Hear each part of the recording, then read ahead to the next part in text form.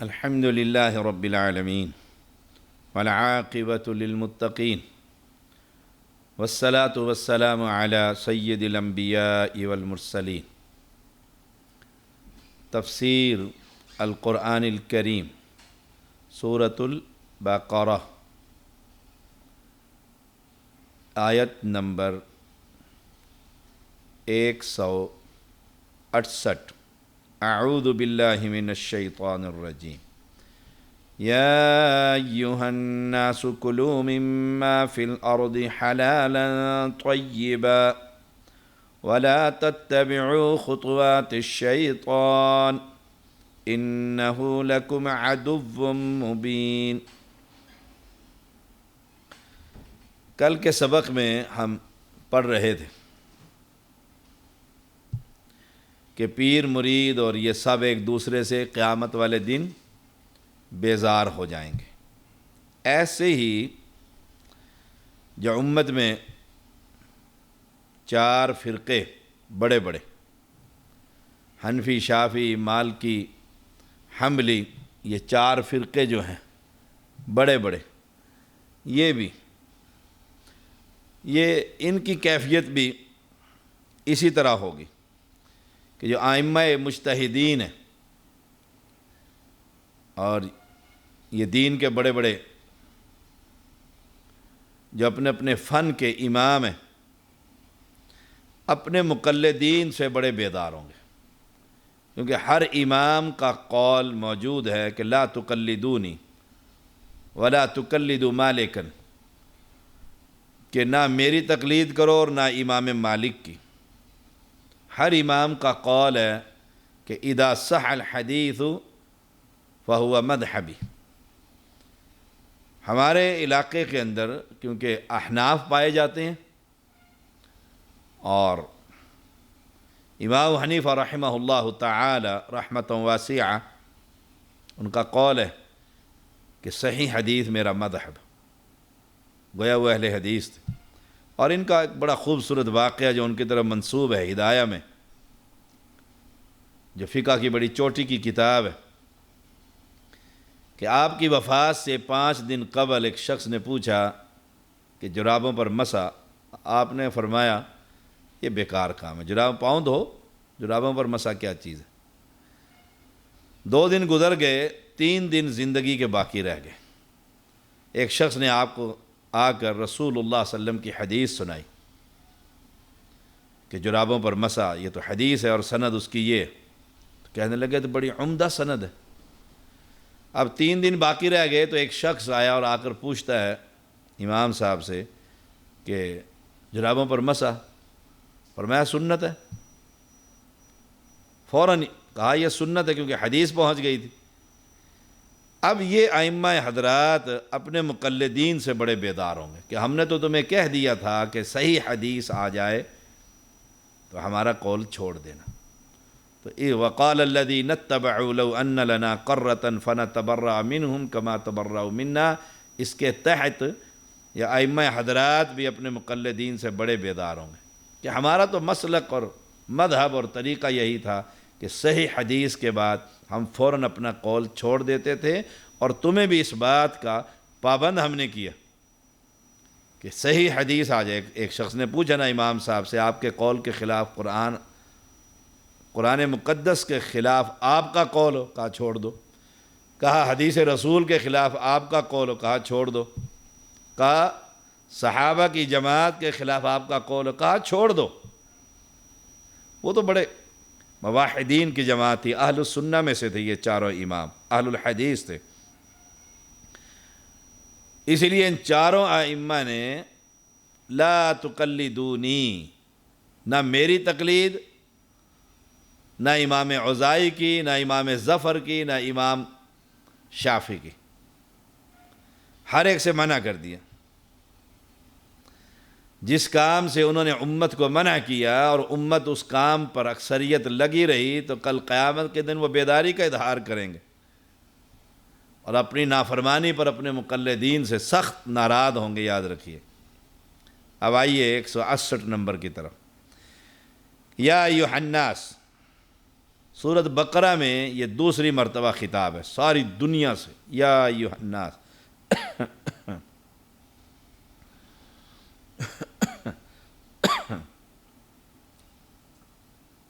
اے لوگو، ان چیزوں میں سے جو زمین میں ہیں حلال پاکیزہ کھاؤ، اور شیطان کے قدموں کی پیروی مت کرو، بے شک وہ تمہارا کھلا دشمن ہے۔ پہلے ہم پڑھ کر آئے ہیں کہ مشرکین اللہ کے ساتھ شریک کرتے، پھر ان کی عظمت اور عزت اتنی کرتے کہ عبادت اور دعا میں بھی ان کو پکارتے تھے،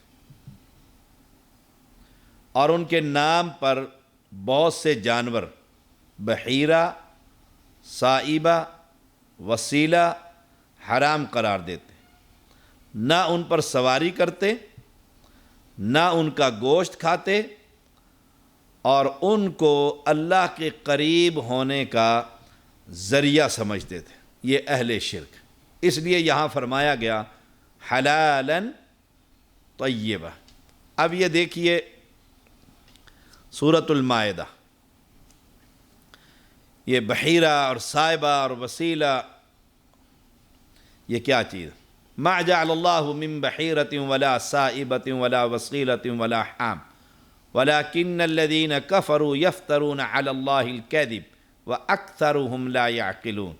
اللہ تعالیٰ نے نہ بحیرہ کو مشروع کیا، نہ سائبہ کو، اور نہ وسیلہ کو، اور نہ حام کو، لیکن جو لوگ کافر ہیں وہ اللہ پر جھوٹ لگاتے ہیں، اور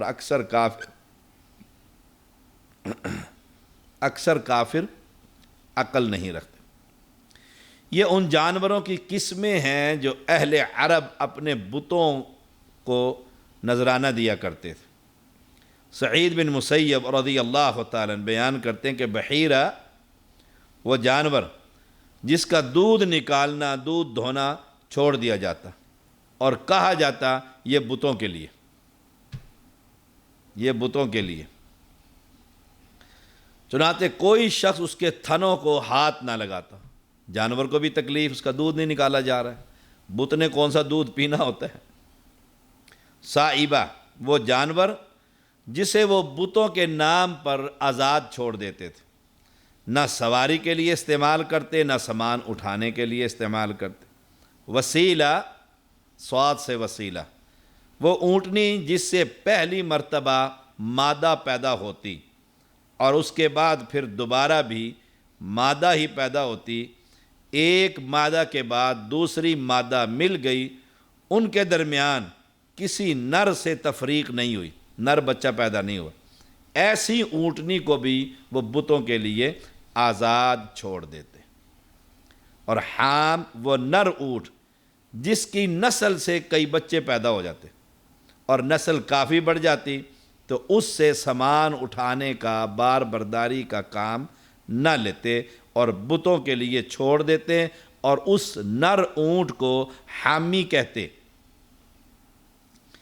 سب سے پہلے بتوں کے جانور آزاد چھوڑنے والا شخص عمرو بن عامر خداعی، نبی اکرم صلی اللہ علیہ وسلم نے فرمایا میں نے اسے جہنم میں انتڑیاں کھینچتے ہوئے دیکھا۔ جہنم میں ہے، انتڑیاں پیٹ کی ساری باہر نکلی ہوئی، صحیح بخاری، اور وہ اپنی انتڑیاں کھینچ رہا۔ اس نے سب سے پہلے بتوں کے نام پر جانوروں کو چھوڑا۔ سبحان اللہ، اللہ نے تو ایسا کوئی حکم نہیں دیا، نہ بحیرہ کی، نہ سائبہ، نہ وسیلہ، اور نہ حام، یہ مختلف قسم کے یہ جانور۔ بتوں کے لیے نذر و نیاز کا طریقہ مشرکین نے ایجاد کیا، اور یہاں پر دیکھ لو سارے درباروں پر جانور چھوڑے جاتے ہیں اور نذر و نیاز دی جاتی ہے، اور یہ کام عمرو بن عامر خداعی نے شروع کیا تھا، اور وہ کہاں ہے؟ جہنم میں۔ تو بتوں کے نام پر، قبروں کے نام پر، پیروں کے نام پر یہ جانور چھوڑنا، یہ بالکل ویسے ہی ہے جیسے مکہ کے مشرک جانوروں کو چھوڑا کرتے تھے، مکہ کے مشرک جانوروں کو چھوڑا کرتے تھے، یہ ایسے ہی ہے۔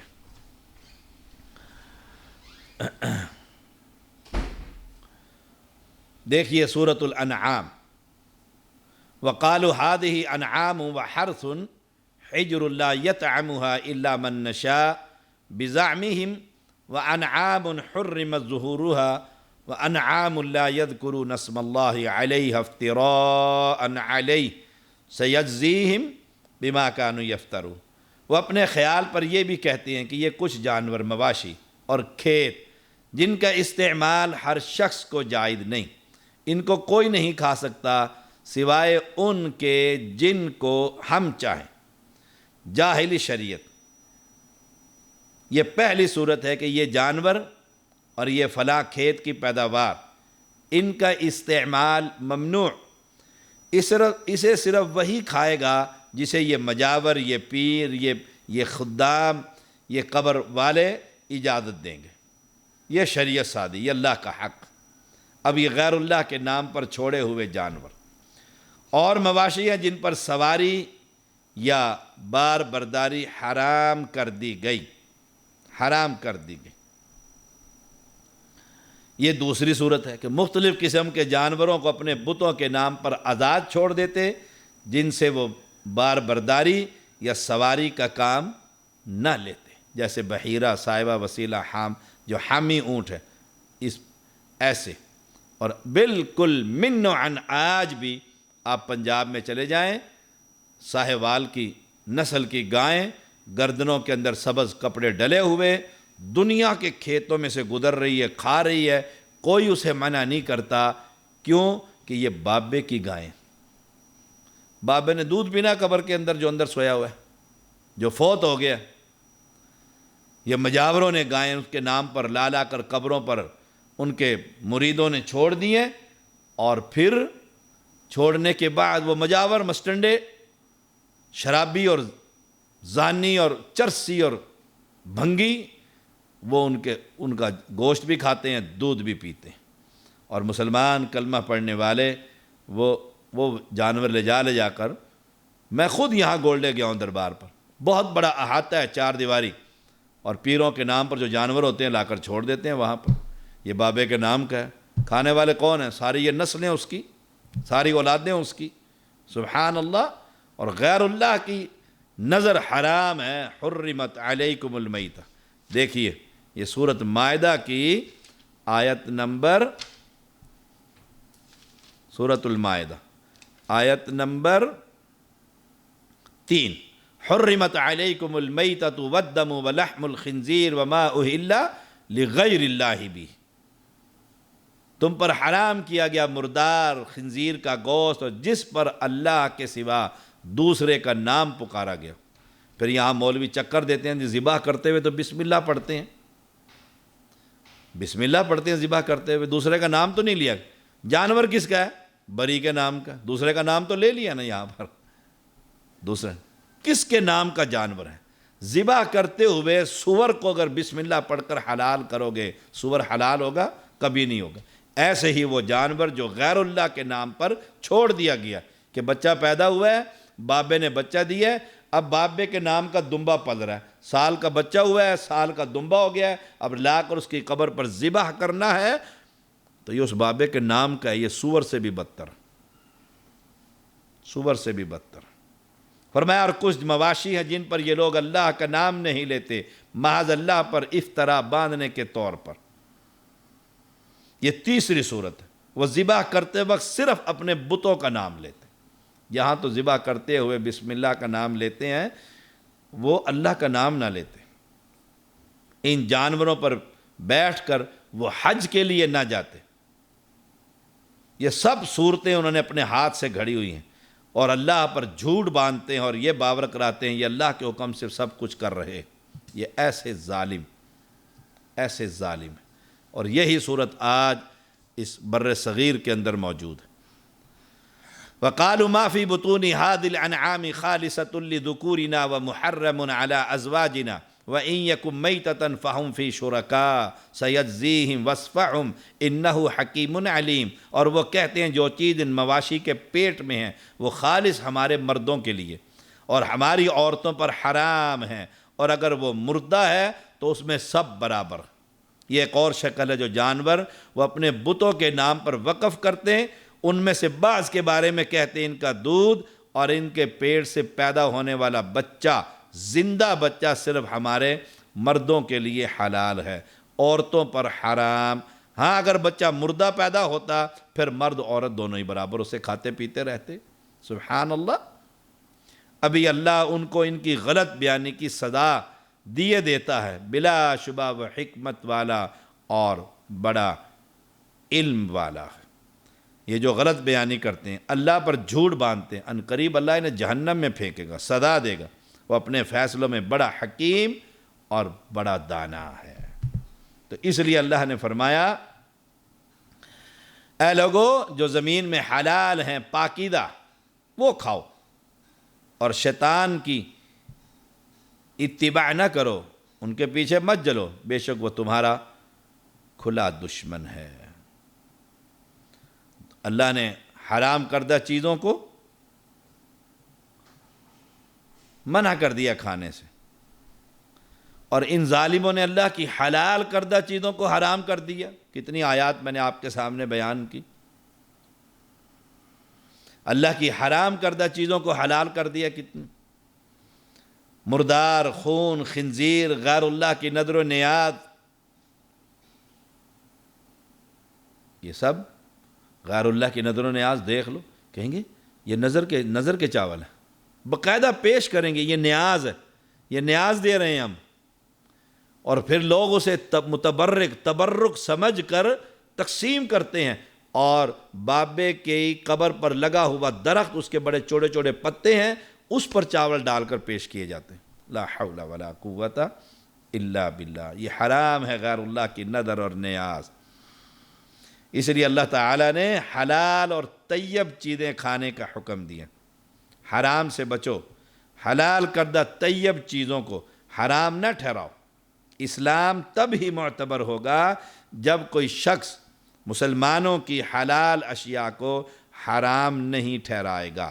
جیسے انس بن مالک رضی اللہ تعالیٰ بیان کرتے ہیں، رسول اللہ صلی اللہ علیہ وسلم نے فرمایا جس نے وہ نماز پڑھی جو ہم پڑھتے ہیں، نمبر ایک یہیں پر لوگ فیل ہو جاتے ہیں، جس نے وہ نماز پڑھی جو ہم پڑھتے ہیں۔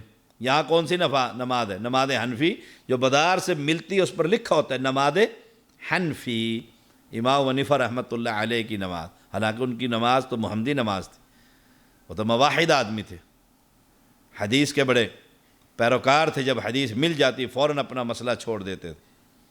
تو جس نے وہ نماز پڑھی جو ہم پڑھتے ہیں، گویا جو بناوٹی نمازیں ہاتھ چھوڑ کر پڑھ رہا ہے یا ناف پر باندھ رہا ہے یا پورا طریقہ رسول اللہ صلی اللہ علیہ وسلم کی نماز کا نہیں، وہ اس حدیث کے تحت خارج ہے، فارغ ہے۔ فرمایا جس نے وہ نماز پڑھی جو ہم پڑھتے ہیں اور اس قبلے کی طرف رخ کیا جس کی طرف ہم رخ کرتے ہیں، گئے یہودی اور عیسائی فارغ دونوں، مسلمانوں میں سے وہ لوگ فارغ ہو گئے جو نبی کے طریقے کی نماز نہیں پڑھتے۔ دیکھ لو اب کتنے رہ گئے پیچھے، عیسائی یہودی یہ سارے یوں فارغ ہو گئے کہ ان کا قبلہ الگ ہے، اور ہمارا ذبیحہ کھایا، جو مسلمان ذبح کرتے ہیں ہمارا ذبیحہ کھایا وہ مسلمان ہے۔ دیکھ من صلی صلاتنا واستقبل قبلتنا واکل ذبیحتنا، یہ تین کام ہیں، وہ مسلمان۔ صحیح بخاری 391۔ یہاں فرمایا وَلَا تَتَّبِعُوا خُطُوَاتِ الشَّيْطَانِ، شیطان کے قدموں کی پیروی کا معنی کہ اس کے پیچھے چل کر اللہ کی حلال کردہ چیزوں کو حرام نہ کرو، اللہ اور رسول کے احکام کی نافرمانی نہ کرو۔ شیطان کے پیچھے چل کر قبر پرستی، بزرگ پرستی، احوا پرستی اور بدعت کے سارے کام، یہ شیطان کے پیچھے چلنا۔ یاد رکھو انہ لکم عدو مبین، وہ تمہارا بڑا کھلا دشمن، بڑا کھلا دشمن۔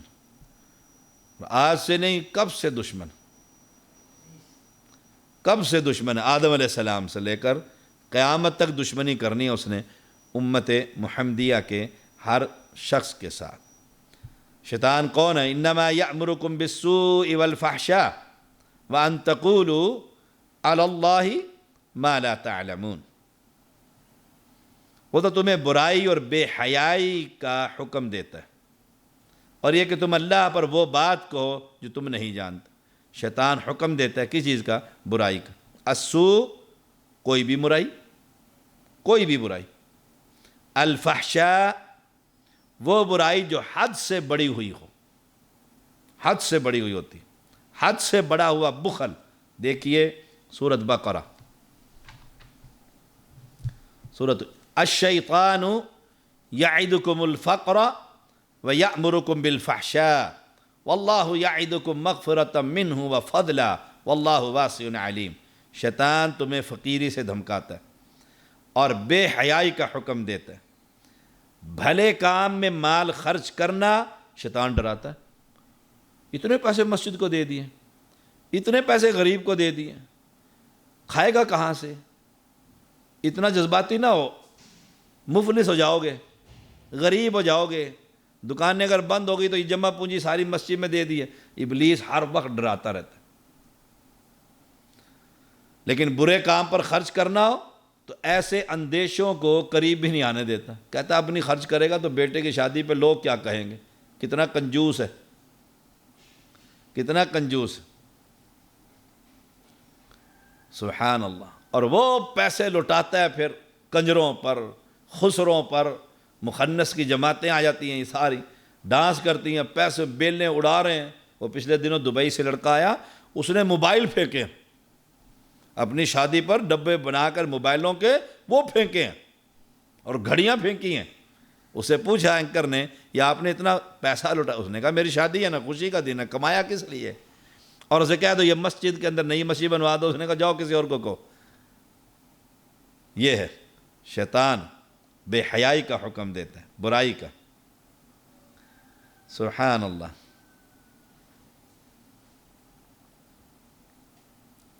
یہی شخص سینما، ٹیلی ویژن، شراب، بدکاری، اس سارے کاموں میں پھنسا دیتا ہے شیطان، اور پھر وہ بے تحاشا خرچ کرتا ہے، بڑا سا بڑا سینما ہال بنائے گا، سبحان اللہ۔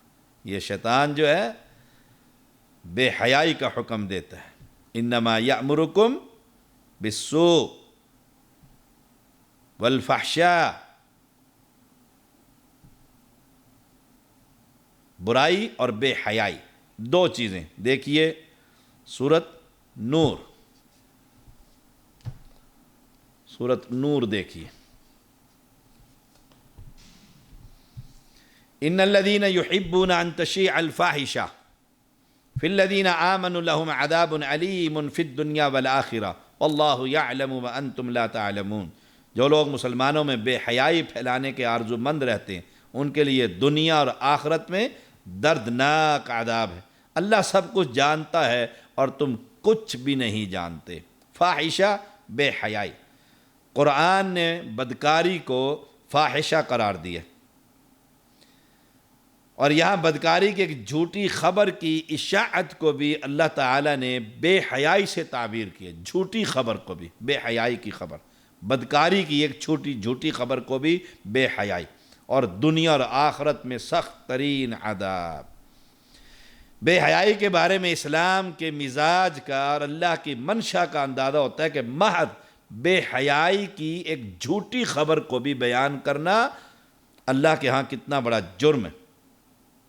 اور جو لوگ رات دن مسلمان معاشرے میں اخبارات، ریڈیو، ٹیلی ویژن، اور اب تو انٹرنیٹ اور یہ کیا ہے فیس بکیں اور یوٹیوب خاص طور پہ، اب تو گھر گھر کیا ہر بچے کے ہاتھ میں فحش، گندے سے گندے کام اس کے اندر آپ دیکھ سکتے ہیں بٹن دبانے کی دیر۔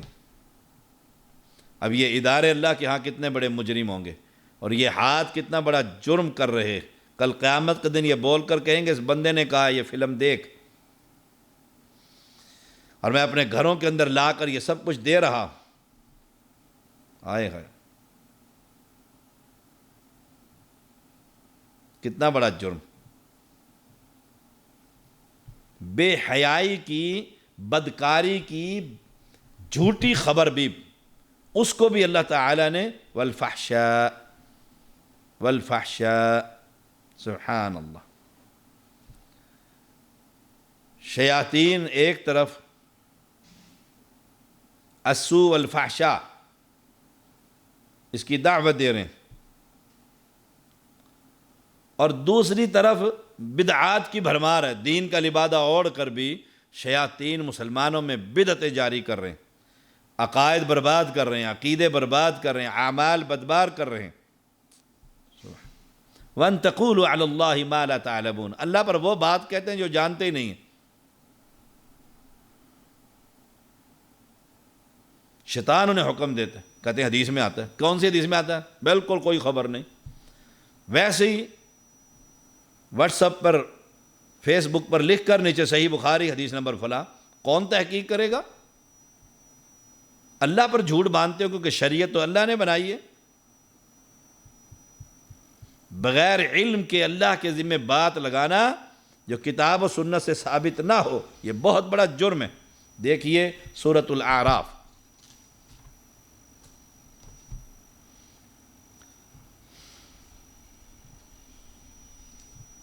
سورۃ الاعراف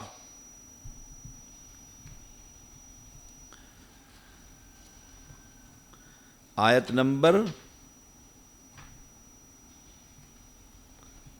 28.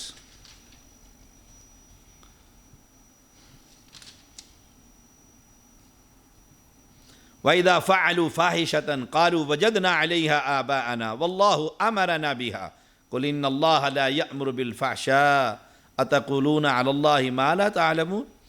اور وہ لوگ جب کوئی فحش کام کرتے ہیں تو کہتے ہیں ہم نے اپنے باپ دادا کو اسی طریق پر پایا اور اللہ نے بھی ہم کو یہی بتایا. اللہ اکبر، یہ ہے جرم. واللہ امرنا بها، اللہ نے بھی ہم کو یہی بتایا. اللہ بے حیائی کا حکم دیتا ہے، نعوذ باللہ من ذالک. آپ کہہ دیجئے اللہ تعالیٰ فحش بات کی تعلیم نہیں دیتا کہ اللہ کے ذمے ایسی بات لگاتے ہو جس کی تم سند تک نہیں رکھتے. اسلام سے قبل مشرکین بیت اللہ کا ننگا طواف کرتے تھے برہنہ، اور کہتے تھے ہم اس حالت کو اختیار کر کے طواف کرتے ہیں جو اس وقت تھی جب ہماری ماؤں نے ہمیں جنا تھا. بچہ جب پیدا ہوتا ہے تو بالکل ہوتا ہے.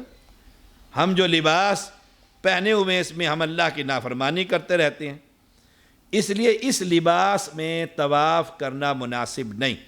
چنانچہ وہ لباس اتار کر طواف کرتے ہیں بالکل برہنہ ہو کر مسجد میں. اللہ اکبر، اللہ اکبر. اب عورتیں بھی ننگا طواف کرتی، مرد بھی اور عورتیں بھی. اپنی شرمگاہ پر کوئی کاغذ، کوئی چمڑا، کوئی چیز رکھ لیتی، بس.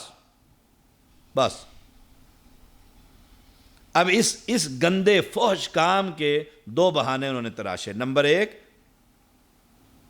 ہم نے اپنے باپ دادوں کو ایسے ہی پایا. نمبر 1، یہ بھی جھوٹ. دوسرا، اللہ نے ہمیں یہ حکم دیا ہے، لا حول ولا قوت الا باللہ. اللہ برہنہ کر کے کہتا ہے میرے گھر میں آؤ. یہ ہے وہ جو اللہ کے دن میں بات لگاتے ہیں جو اللہ نے نہیں کہی.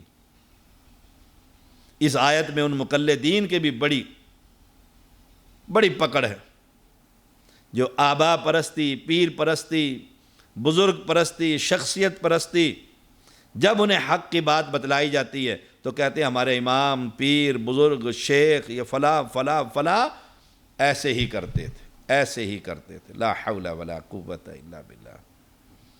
ان تقولوا علی اللہ ما لا تعلمون، اس سے مراد اللہ کے لیے شریک بنانا.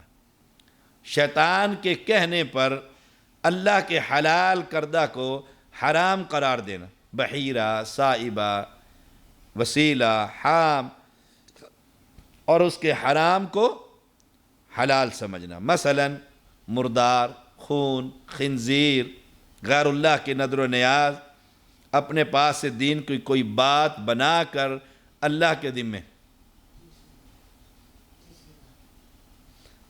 ذمے لگا دینا.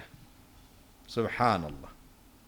تو اس لیے اللہ کریم نے فرمایا شیطان تمہیں حکم دیتا ہے بے حیائی کا اور برائی کا، اور تم اللہ پر وہ بات کہو جو تم نہیں جانتے، وآخر دعوانا الحمد للہ رب العالمین۔